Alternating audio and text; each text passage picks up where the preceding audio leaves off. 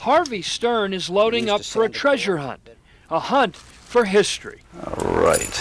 So far, Stern has identified 3 bald cypress trees that were standing when the Louisiana Purchase was signed 200 years ago. Today, he's hoping he finds his 4th. And it's a beautiful old tree. Tree Wgno grew up in Metairie. He remembers playing in the tree as a child. When you get to the top, you can see the city of New Orleans. First, Stern marks his position with a GPS. Then he measures the tree's waistline. 15 feet 6 inches.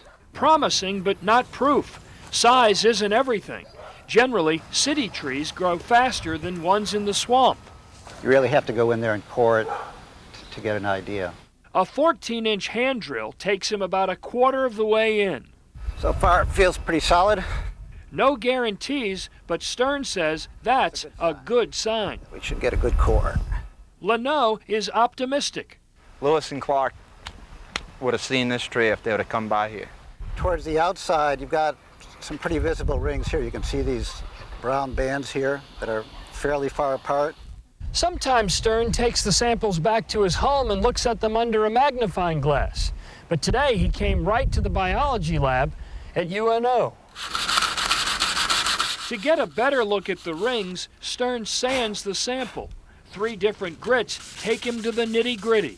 Is it or isn't it 200-year-old history? Well, I'm coming up with about, looks like about 65, somewhere in the vicinity of 65 rings. That means the tree is around 130 years old, not old enough to qualify for Stern's pet project. Stern leaves disappointed but not discouraged.